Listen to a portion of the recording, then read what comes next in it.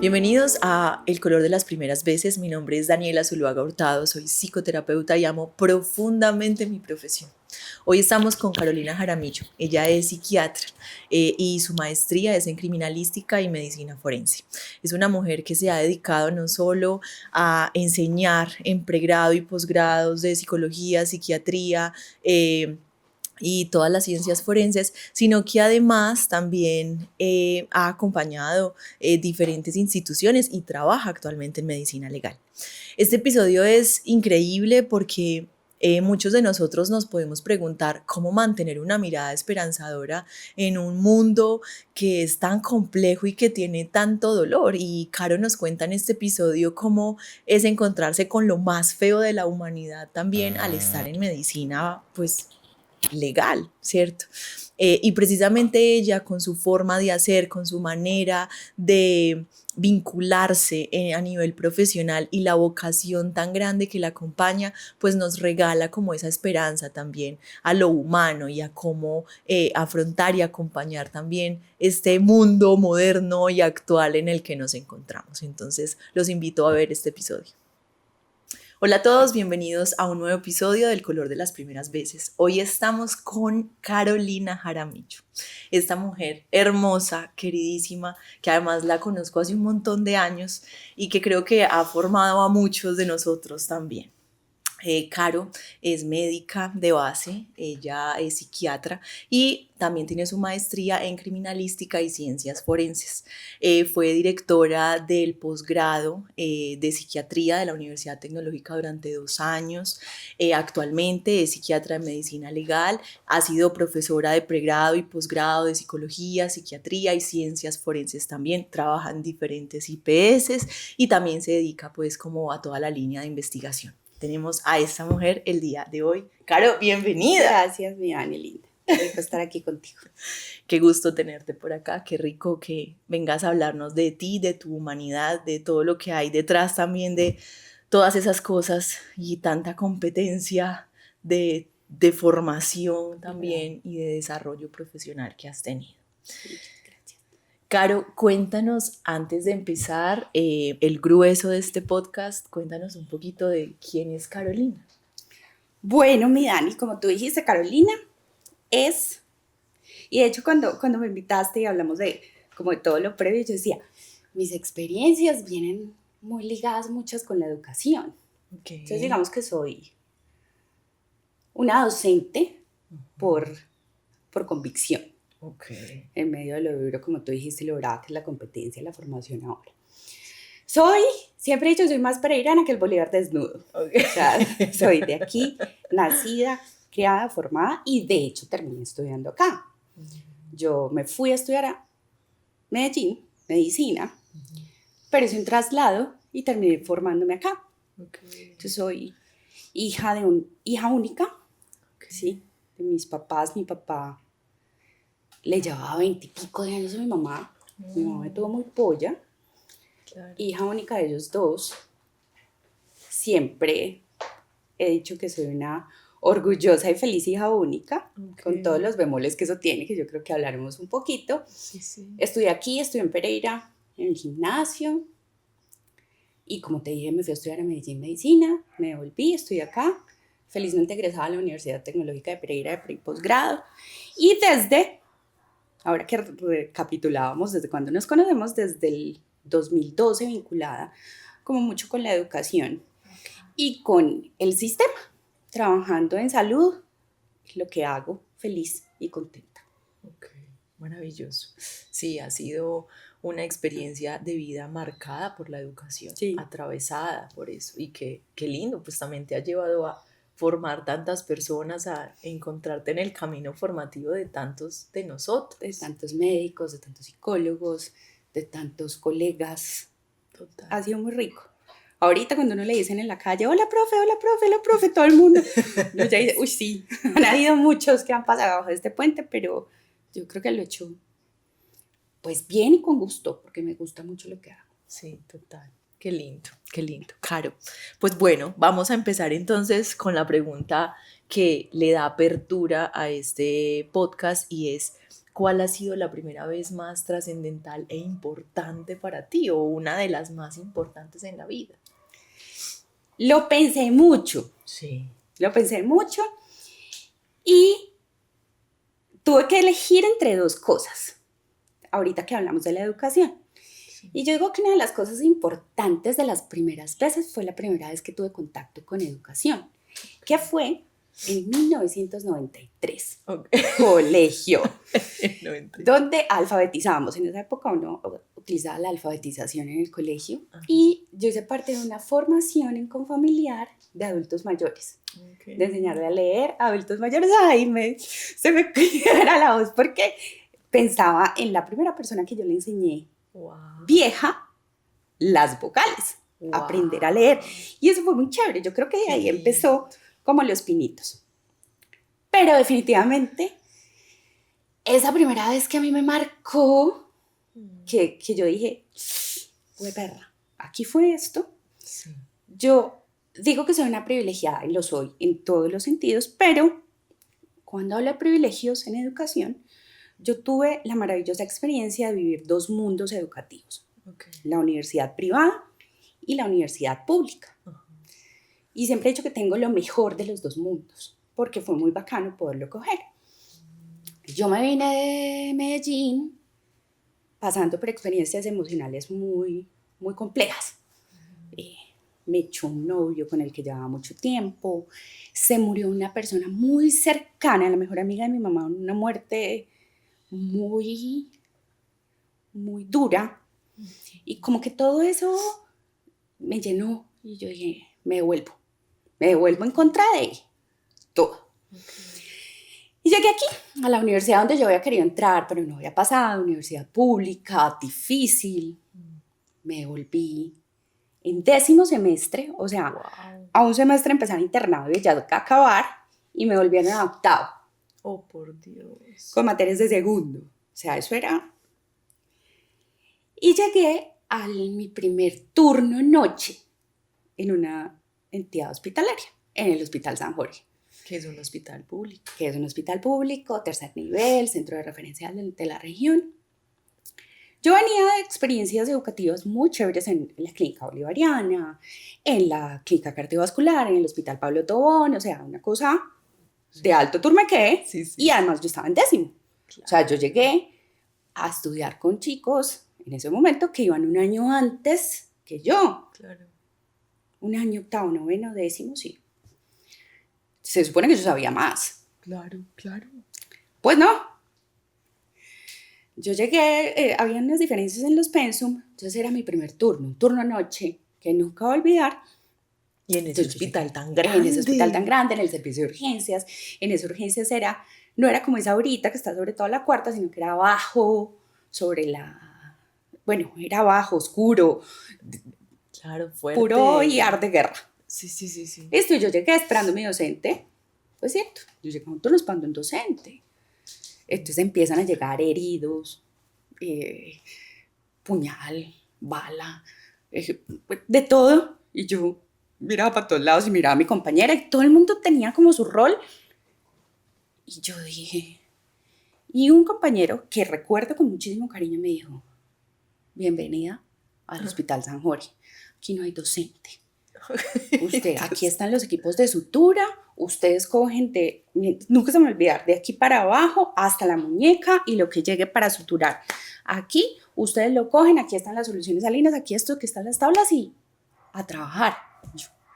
Dios mío, yo había suturado patas de marrano.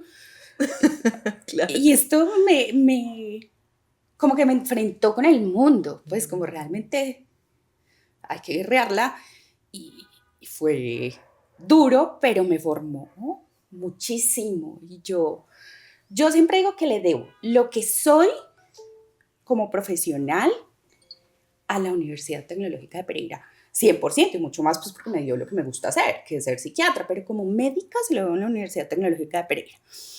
Lo que soy, digamos, como persona me formó mucho la bolivariana. Oh, wow. En disciplina, en respeto, en unas cosas que no se tiene tanto, sin decir que no se tiene, obviamente, lo que no se tiene tanto en la universidad pública, que no se le pone tan trandela. Yo me acuerdo que para nosotros en cuarto semestre teníamos que ir en medias veladas, en una cosa absolutamente pulcra. Cuando yo llegué al hospital y los veía en chanclas, con gorras, sabiendo que desde primer semestre a todos les hacían quitar la gorra, o sea, una cosa de mundos muy distintos. Entonces tuve el privilegio de tener los dos. Claro. Caro, esta experiencia, pues que ahora quiero preguntarte también, y porque claramente lo debes recordar, las primeras veces tan trascendentales uno recuerda hasta cómo estaba vestido. Total. ¿Cierto? Obviamente toda la emocionalidad ayuda a que uno grabe la situación. Pero claro, o sea, no solamente en términos de, pues tú estabas ahí muy chiquita, ¿cierto? Sí, claro. Sí. Y además, sin haberte enfrentado como a la realidad, porque hay algo muy bello también en estos entornos, y es que son entornos donde tú ves la vida, ¿cierto? Donde tú ves como también el país. Total. Donde ves la realidad de frente, que es una realidad que a veces desde la comodidad de la casa o dependiendo de diferentes condiciones, pues uno no se topa con eso. Y fue como, wow, o sea, todo esto existe al mismo tiempo que existen las personas que están sentadas viendo televisión. Total. ¿Cierto? Total. Eso lo choca uno con la realidad. Después de salir de colegio privado, de tener una vida de privilegios muy bonitos y de privilegios muy chéveres, pero darse cuenta de esto. Y después ese camino me llevó a un segundo tope con la realidad, que fue entrar a trabajar a Medicina Legal, al Instituto Nacional de Medicina Legal. Claro. Claro, antes de que pasemos ahí, porque esa es una parte súper interesante, ¿cómo tú, porque además pienso en todos los estudiantes también de medicina que nos pueden escuchar y digo, ¿qué sentiste en ese momento? ¿Qué sensaciones en tu cuerpo? ¿Qué pensamientos? Las emociones, o sea, ¿cómo estabas tú por dentro en ese momento?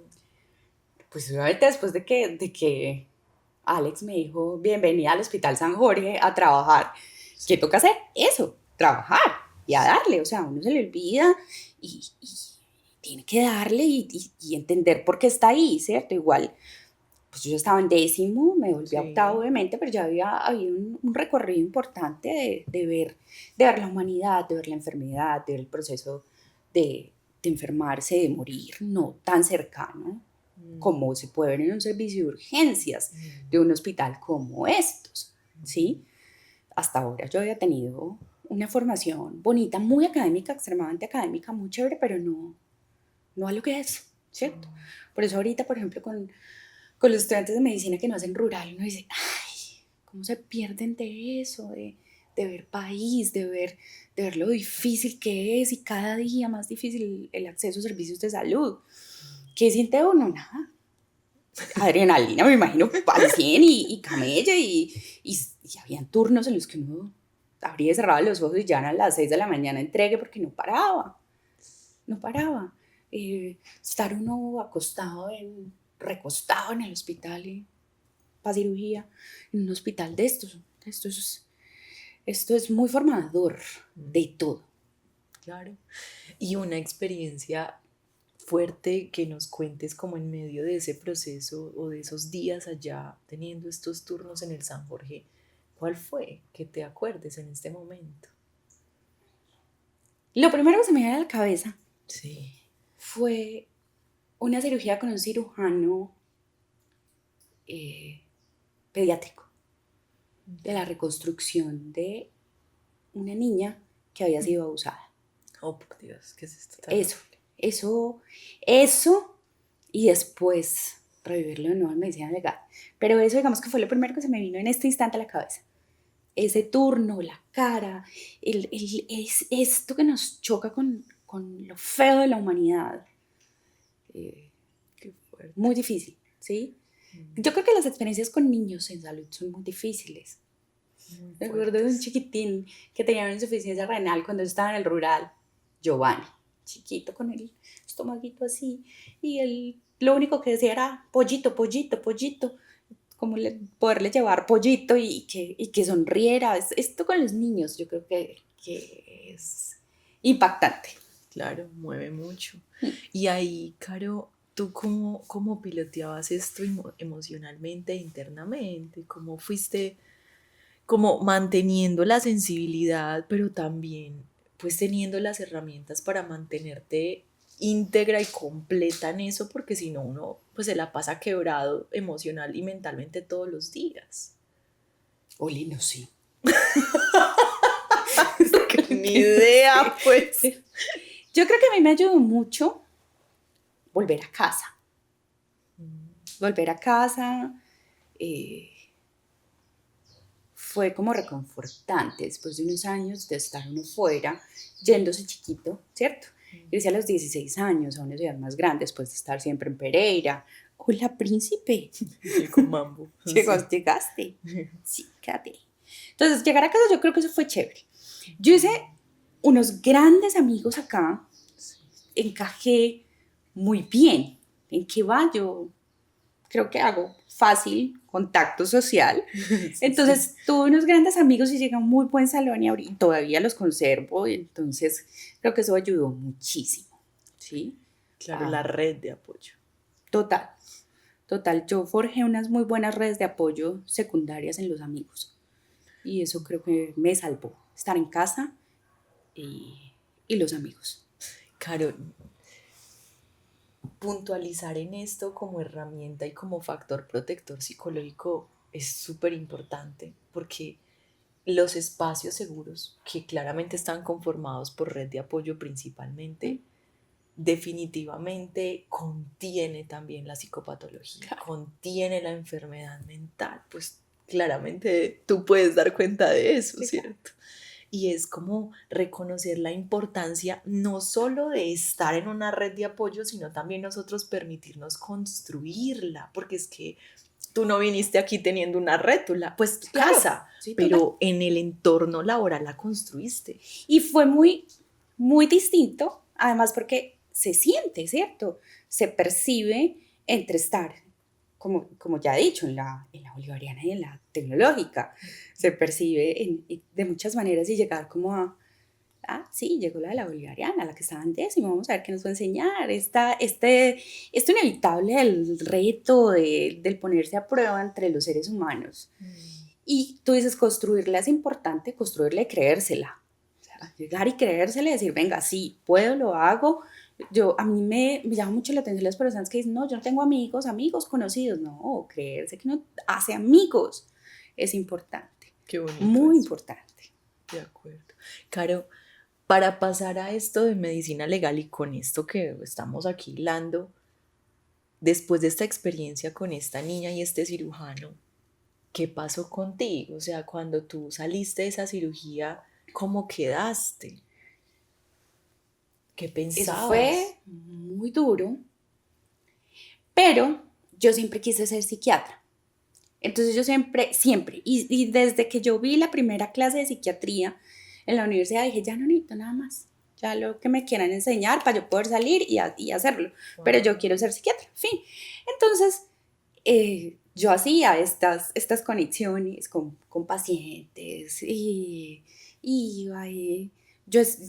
incluso yo lo digo con mis alumnos que no lo deben hacer, yo soy tocadora. Yo hago esto a pesar de que no es lo más ortodoxo, pero yo lo hago. Entonces me acuerdo de sobarle como la cabecita a la niña, ¿sí? De preocuparse por otras cosas, por el contacto humano, que me gusta mucho, finalmente con lo que escogí ganarme la vida. Entonces, eso me acuerdo, de estar allá, de sentarse, de llevarle algo, de que comió la mamá, de eso me acuerdo. Okay. Recuerdo. Aquí, Caro, cuando nos dices, yo firmemente sabía que iba a ser psiquiatra, o sea, lo supe sin lugar a dudas, y luego, pues, que entras a este mundo de medicina legal, que yo digo, yo no sé uno cómo tiene que organizar internamente muchas cosas para poder enfrentarse a los casos de medicina legal. Es que es demasiado difícil, Caro. Yo no me siento capaz de estar en un instituto como esos. ¿Qué te llevó tanto a tomar la decisión de psiquiatría como luego irte por el lado de medicina legal? De hecho, yo tenía 2 opciones de especialización, psiquiatría o medicina forense. Okay. A mí me gustaba, y las ciencias forenses, esto me gustaba, Y yo aquí recuerdo chiquita viéndome un programa con mi papá que se llamaba Quincy, que era un médico forense. Okay. Y a mí siempre me gustan las ciencias forenses, me encanta. Y me encantaba la patología forense. A la gente no le gustaba hacer necropsias, a mí me gustaba. Okay. ¿Sí? Y pues soy tan privilegiada que soy psiquiatra y trabajo en el campo forense. ¿Sí? Entonces, y desde que vi la primera clase de psiquiatría y desde que vi la clase de psiquiatría forense, yo dije, ah, esto es. Y la luché mucho, porque cuando pasar a posgrados en Colombia es difícil, irse, digamos, no era tan viable económicamente y afectivamente. ¿Qué me voy a decir mentiras? Pues no vamos a echar paz mentales acá, tampoco era muy viable efectivamente, no, yo no soy tan arriesgada de salir y irme a estudiar un posgrado a otra parte. Estudiar posgrado en Colombia no es fácil. Yo me presenté 9 veces a psiquiatría. Wow. Antes de pasar. Entonces fue luchada la psiquiatría. Luchadísimo. Y esa Muy desesperanza tan compleja que se Yo dije que yo me especialicé en virreinatos, porque yo me acuerdo que pasaban 5 y yo quedaba sexta, pasaban 7 y yo quedaba novena. Y yo decía, ay no, esto es muy duro. De hecho, ya había decidido irme, irme para Estados Unidos en medio de esta desesperanza. Sí. Y un profesor de aquí, porque nosotros hacemos unas cosas que se llaman electivas en la carrera. Cuando yo llegué aquí, en octavo hice un trabajo de aspectos psiquiátricos del paciente quirúrgico, en 11 hice también electiva en psiquiatría, en internado hice electiva en psiquiatría, o sea, los profesores sabían que me gustaba la psiquiatría, no tenían duda. Y ya cuando empezó la Universidad Tecnológica a sus programas de posgrado, un profesor me llamó y me dijo, la universidad va a abrir, preséntese. Pero yo no he estudiado, yo ya me dejé presentar hace 6 meses, estudie, preséntese. Y pues obviamente estudié y me presenté y pasé a la primera promoción de psiquiatras de la universidad. Wow. Obviamente se presentaba menos gente, pues psiquiatría no es la especialidad más taquillera de la medicina, y pues sí, sabían que me gustaba, era mi casa y ahí me recibieron feliz y yo fui muy feliz. La primera promoción de psiquiatras de la universidad. Qué El programa se abrió en el 2011 y arranqué.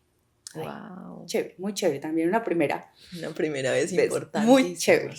¿Y qué te llevó, Caro, a irte por la medicina legal? O sea, ¿cómo fue que tú dijiste, yo quiero estar ahí escuchando, viendo, acompañando, siendo testigo de todos esos casos? Y que sería muy chévere que nos contaras un poco también de qué es lo que se vivía allá. Como te digo, a mí me gustaban las ciencias forenses, sí. Siempre, medicina legal me gustaba, y cuando llegué a psiquiatría tuve un profe de psiquiatría forense que me terminó de enamorar, y si la psiquiatría es poquito taquillera, pues la psiquiatría forense aún es menos taquillera, y de una entré. Yo terminé materias en julio y en octubre estaba empezando en medicina legal. Este año cumplo 15 años de estar trabajando como psiquiatra en medicina legal. Muchísimo.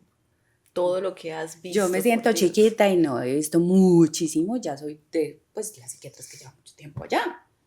Claro, total. Un montón. Difícil, claro. Obviamente en el Instituto de Medicina Legal se ve pues lo más duro y doloroso del ser humano, que es la muerte, que es las conductas delictivas que son inherentes del ser humano únicamente. Estos no cometen delitos, nosotros sí. Y lo que hay alrededor del delito y salud mental, ¿cierto? Nosotros vemos todo lo que tiene que ver con salud mental inmerso dentro de la parte legal de la enfermedad mental. Uh-huh. A mí me gusta, me encanta. Me gusta lo que hago. Difícil, claro, obvio. Y ahí es la segunda parte que te decía de chocarse con país, ¿no? Uno se choca con violencia cuando está en el campo médico inevitablemente, pero con lo más feo de la violencia cuando está en medicina legal. Total. ¿Sí? Y el conflicto armado que nos toca, pues no en vano. Tenemos de los conflictos armados más antiguos. Así es. Sí, nuestra zona, que además es violenta, sí, con todo lo que tiene nuestra nuestro eje cafetero y Antioquia, ¿sí? Mi mejor amiga que trabaja en medicina legal en Boyacá me dice, uy, yo les oigo tu acentico y me dan ganas de salir corriendo. Claro, porque somos una psicopatología compleja y mucho más metida en este término.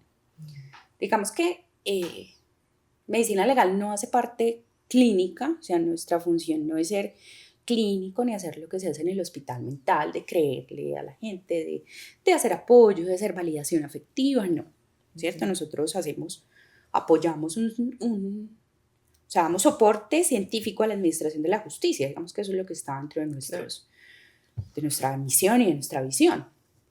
Pero con algún amigo alguna vez hablaba en medicina legal, un amigo muy particular que él dice que medicina legal lo reencontró con la medicina. Okay. Y es que realmente el espacio, por ejemplo, de psiquiatría forense muchas veces, y eso se los digo a mis alumnos mucho, es un espacio de escucha. Claro.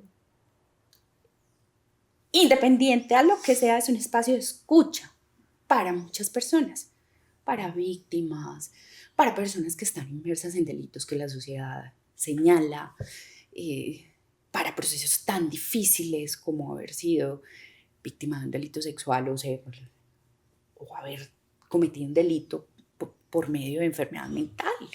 O sea, es una escucha empática, es una escucha con tiempo.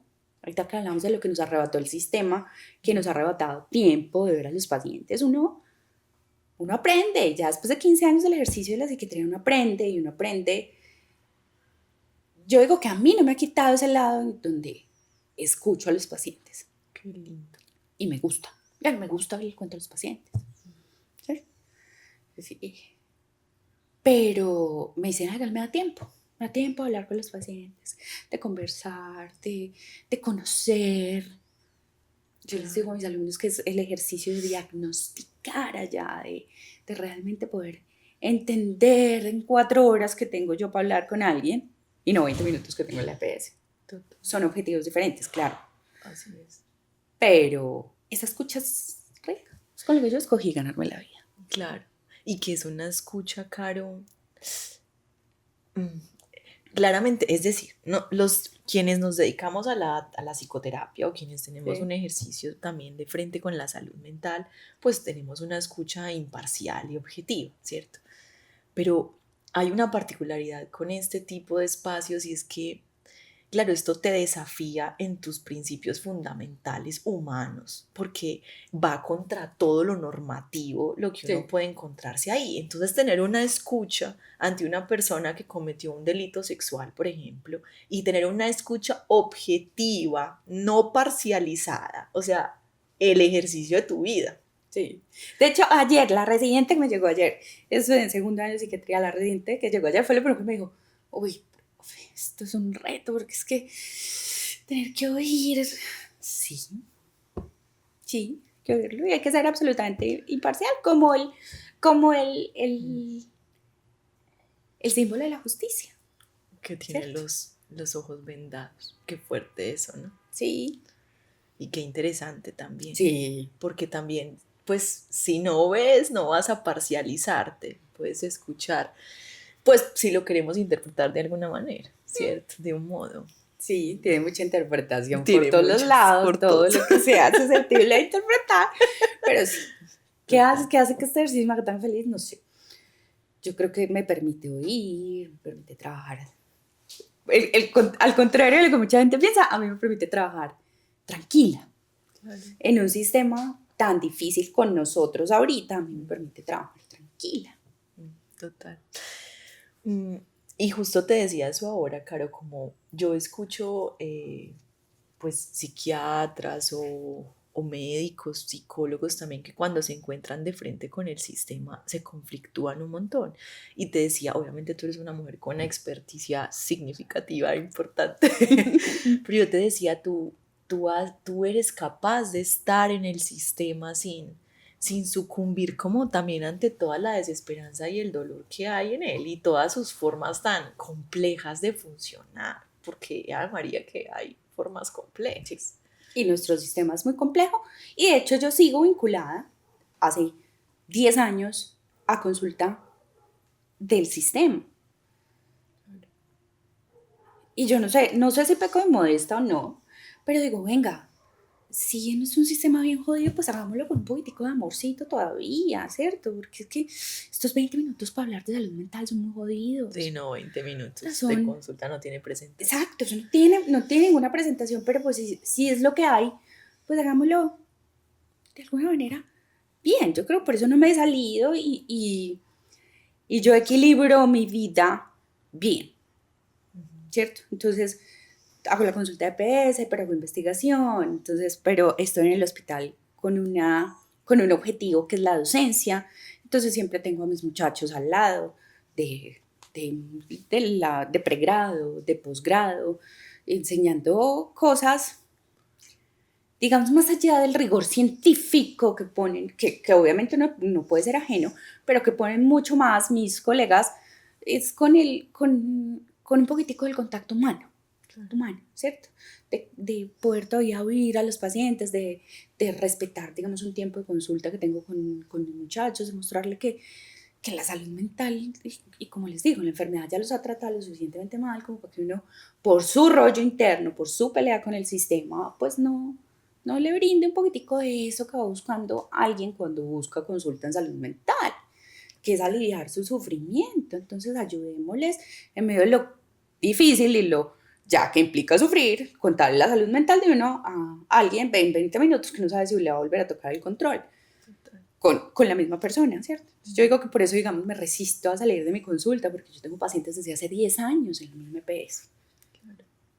Wow. Desde hace 15 años, porque yo salí de posgrado y me vinculé con el Hospital Mental y Medicina Legal. Entonces hay pacientes que yo veo desde hace 15 años. Y de hecho, el lunes tuve una experiencia muy compleja, y es que mataron a un paciente que yo veía desde que tenía 8 años. Oh, por Dios. Y cumplió 23, lo mataron. Wow. Un chico con una vida muy difícil desde los 8 años en salud mental. Una mamá absolutamente desbordada en él, pero muy difícil con todo, con su propia psicopatología, con sus propios elementos de personalidad antisociales, con todo lo difícil que es el entorno nuestro, el consumo. Sin embargo, desde los 8 años ella trató de hacerlo, se hizo, terminó colegio con lo difícil y me escribió. El chico había estado en la cárcel, yo lo había visto después en medicina legal, y en muchos escenarios uno dice, pues el final va a ser o en la cárcel o en la morgue, y tocó las dos. Tocó en las dos. Y eso fue duro, muy duro. Claro. Caro, a ver, yo pues quiero como hablar un poco, aunque esto me desafía un montón porque uno se debate entre cómo mantener también la esperanza cada día frente a todo lo que funciona y cómo funciona el mundo y lo que pasa, porque realmente pasan cosas muy difíciles y dolorosas. Pero también cuando uno ve que hay personas que se dedican a su labor, que hacen las cosas de una manera en la que intentan realmente mantener esa cercanía con el otro y ese contacto humano, porque también el contacto humano es como nuestra resistencia también en esta posmodernidad tan digital y tan llena de distancias físicas, ¿cierto? Entonces, también como hacerlo de esta manera, encontrar personas que hacen su labor y tienen una vocación por lo que hacen, porque es que en ti hay vocación, sí, o sea, definitivamente sí. Claro, y creo que aquí hay un elemento hermoso y es también todas estas estrategias de afrontamiento que se van como edificando a lo largo de los años, también van apareciendo porque hay un propósito claro en uno, es decir, en ti había un propósito de vocación, de esto es lo que yo quiero, entonces me encuentro con la maldad, con el dolor, con el sufrimiento, pero es que yo quiero acompañar a lo humano en esta área, ¿cierto? Pues porque el arquitecto lo acompañará en esta, el ingeniero en lo otro, pero tú dices, esto es lo que yo quiero hacer. Y con esa convicción fuiste acomodando y dirigiendo tu vida a un montón de escenarios que no son sencillos, son bastante desafiantes, pero que también cuando hay ese norte claro en el ser humano, hay también esa capacidad para uno continuar ese camino por más sufrimiento que uno se encuentre. Y eso es lindo porque cuando hay propósito y sentido, pues definitivamente el camino también se vuelve más claro. Sí. Y ahora que dices, sí, yo creo que yo siempre he tenido como el camino claro en eso. Sí. En que me gusta acompañar, me gusta oír y Exacto. me gusta enseñar. Y me gusta, ahora que lo pienso, me gusta enseñar a oír. Exacto. Cosa que cada vez hacemos menos. Es correcto. Cosa que cada vez nos encontramos mucho menos. Y enseñar a oír, enseñar a esta lectura entre líneas que da el contacto humano, que cada vez perdemos más con la digitalización, con la consulta virtual, con la teleconsulta, con las clases virtuales, que son necesarias, que nos han dado posibilidades de acercarnos, que nos han dado una cantidad de cosas que eran impensables en el 2013, que te empecé a dar clase, ¿cierto? Pero que nos restan muchas cosas, ¿cierto? Es correcto. Que nos restan. Para mí, por ejemplo, para mí lo más difícil del 2020, en medio de muchas cosas muy difíciles de ese año, pero para mí lo más difícil fue dejarle dar la mano a los pacientes. Tan linda, sí. Yo decía, güey, o sea, no, fuera de eso, que tenemos todo esto encima, no puedo darle dar la mano a los pacientes. Totalmente. A todos, sin excepción. Es correcto, qué fuerte. Y es cierto, mira que hay un autor que a mí me encanta y es un surcoreano y él dice, el contacto humano es nuestra resistencia también en la era actual. Porque es que, claro, mira, por ejemplo, salió ahora una investigación donde ponían un montón de robots a dar teleconsulta, ¿cierto? A hacer psicoterapia. Y claro, pues imagínate la cantidad de psicoterapias que un robot puede hacer en un día, pues infinitas, Todas, porque no se cansa. Claro. Pero Pero no se hay toca. lo humano. Exacto. Y no hay un humano ahí que contenga, que sienta, que acompañe. Que tenga esta gestalt tan importante. Exactamente, exactamente. Entonces, qué lindo también cómo reafirmar eso. En una comida de los compañeros de la universidad, pues hay de todo. Entonces hay neurocirujanos, anestesiólogos, administrativos, alergólogos. Y una administrativa hablando de ahorita inteligencia artificial, de todo este rollo. Entonces decía, todos peleando por lo suyo. Sí, claro. Entonces le decía a la administrativa, al anestesiólogo, usted es reemplazable con inteligencia artificial. ¿Qué? ¿Cómo? Que no sé qué. Algoritmos, mijo. Sale. Al neurocirujano, usted. Mucho más. El robot que opera, perfecto, pero que el error humano, estos no lo tienen. Decía, a duras penas, la más medianamente rentable que va a ser a largo plazo va a ser Jaramillo. Claro. Sí, y es cierto, estamos de acuerdo. Porque el ejercicio terapéutico y de escucha, Caro, es un ejercicio muy humano, muy humano. Caro, a propósito de todo esto, ¿cierto? Y para pasar a esta sección, ¿para ti qué es la paz mental? Ay, la paz mental es poderse uno levantar y tener con qué sonreír. Eso es clave, ¿cierto? Poder levantarse uno y decir, qué bacán era hacer esto, ¿cierto? Eso es paz mental. Trabajar en lo que a uno le gusta. Es clave para tener paz mental. Claro, que haya propósito, sentido de vida. Es muy difícil cuando no lo hay. Yo tengo la capacidad de disfrutar y de sonreír todos los días. Claro, Es de disfrutar, claro. De disfrutar. ¿Que usted trabaja mucho? Sí, yo trabajo mucho. Mucho, yo te lo decía ahorita. Sí, total. Yo salgo a las 7 de la mañana y vuelvo a las 7 de la noche. ¿Me quita tiempo? No, el tiempo que tengo es un tiempo de calidad. Y es un tiempo de presencia, yo creo, con todos mis seres queridos. Obviamente uno quisiera verse más con las amigas, quisiera hacer... Pero yo creo que con todos mis seres queridos yo tengo un tiempo de presencia chévere. Y eso para mí, o sea, se devuelve en tiempo conmigo muy, muy, muy útil con lo que hacemos todos los días y con esto que venimos hablando, ¿no? Total. Entonces, trabajo mucho, sí, para poder pasar bueno, con los que quiero, claro. Para poder tener motivos para sonreír, disfrutar, ¿cierto? ¿Qué le gusta hacer a usted? ¿Usted qué disfruta? Es una pregunta que nosotros hacemos, ¿cierto? ¿Usted qué disfruta? Tener cosas que disfrutar. De acuerdo, de acuerdo. Caro, si tú pudieras entregarle algo al mundo antes de morir, ¿qué le entregarías? Yo le entregaría algo de mí o qué, o como... Sí, algo, lo que quieras, tú puedes entregarle lo que Yo quieras. le entregaría, Sí. antes de morirme, una buena banda sonora. Ok, bien, importante. Creo que sí, eso me parece clave. Le entregaría como justicia, sentido de justicia. Ay, qué hermoso. Me parece que es importante tenerlo en un mundo como en el que estamos ahorita. Y lo que dije ahorita, sonreír. Tener la capacidad de sonreír, a pesar de todo, de todas las cosas, tener la capacidad de sonreír. Ahora que hablábamos antes, hay una foto que yo tengo en donde estamos mi mamá, la cuidadora de mi papá, y yo, el día del entierro de mi papá.